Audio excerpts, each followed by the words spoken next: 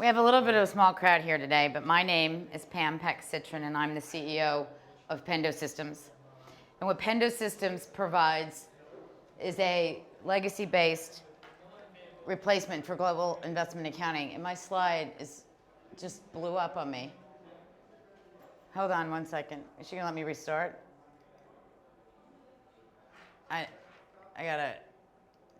We just went through it and it was running.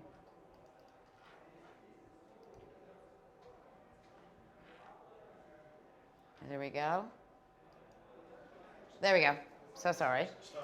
All right, I will start over now. I'm Pam Peck-Citron. I'm the CEO of Pendo Systems.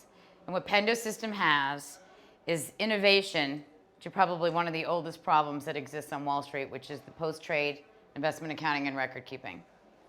A system that hasn't been refreshed within over 30 years, which represents over $1 billion opportunity on a recurring revenue model. The catastrophic issues relative to the catalyst for change are enormous. We have everything from regulations to economics, demographics, risk management, cost reduction, and fraud. If we look at what we have, our product is called Basis Point, and what it is a modern-day post-trade investment accounting system in a market that's filled with fragmentation of vendors. So what's the problem? I ask you just to pause from the slide for a second and just listen. Essentially, if we look at what's happened to technology, particularly financial technology over the past 30 years, all the powers that we've exerted have been to bring to market new securities, like derivatives, CDOs, swaps, right? Faster trading platforms, flash trading, cross-border trading. All the power has been used, but at the same time, the infrastructure that we expect that to process on is aging and over 30 years old. So as a result of that, we continue to see crisis after crisis. And if we look at the scale over time, the crisis does not only get more frequent, they absolutely get more catastrophic. An example of that is the latest crisis with MF Global. And I just thought I would tell you what the chairman of MF Global had to say about his crisis.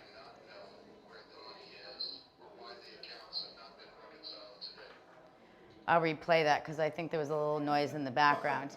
So this is Mr. Corzine 4 weeks ago in front of Congress. Simply do not know where the money is or why the accounts have not been reconciled today. Well, the fact of the matter is I know why. First of all, he wasn't using my system. So that's a start. But essentially what happens is that based on the legacy applications that are in place today, you can't get at your data. So essentially what I'm showing here today is Basis Point. And I can show you within 3 clicks that you can go from the bird's eye view, the overall view of your institution. And within 3 clicks, you can be down to the transaction level detail by currency, by cost basis, meaning IFRS, GAAP, and the US stat, simultaneously. You can look at that information by currency, and you can cross-reference that lot level detail with 1 click in less than a second to see your entire exposure to that particular lot against your portfolio. That can all happen in a matter of seconds. I'm here to tell you that it took AIG, had 9 investment accounting systems that do what I do today, and took them over 7.5 months, and they still don't know what they have. So we have automated a process on Wall Street that has not been refreshed since 1980. I'd just like to put in perspective, my competitors are global. We have everyone from Mises and SimCorp in Europe, to Advent, to SunGard, to DST in Australia and South Africa. But the one thing they all have in common is they all launched their systems in 1980. And for some perspective on that, I don't think there's anybody today that is still running on Windows 1.0. And I think the last time I saw the first Mac was in the Smithsonian. But the other thing, ladies and gentlemen, is that what was important in 1980 was the nuclear arms treaty was signed. And I think as a result of that, we said the Cold War is over, no more silos. Well, ladies and gentlemen, all you have done in the last 30 years on Wall Street from a back office perspective is created silos and silos of data. Data that's not reconciled, according to the MF Global tape, right? The solution, by the nature, if you point to that chart over there, the solution is regulatory change after regulatory change. There's 2 problems with that slide. One is that all of those regulations were put in place to handle what just happened. not looking at why it happened and what we're going to do to prevent the next crisis. And the second thing is that because of the legacy aging technology systems that are on the market today, processing all of the world's assets, the granularity of the data that you need to achieve these regulations, to achieve transparency, cannot be supplied. It's hostage in your legacy accounting systems. So what we have today, I have an ask, and I'll talk about SWIFT. This is a real-life email from one of the major banks in the United States who a month ago on March 15th came to me and said, your system's the best, it's terrific. However, you're too small to do business with. So I get over and over again that we're too small to succeed by those too big to fail. And it's really not fair. That's not only a result of me, that's a result of the regulations that are put in place. So what we'd like to see and why we're here is that we believe the best place for us to collaborate is with SWIFT.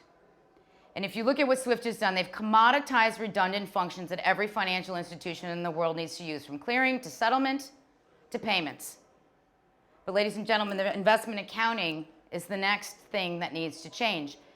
A white paper on the bottom of here, which SWIFT published last month, basically says we have to eliminate the risks and the inefficiencies of the post-trade process.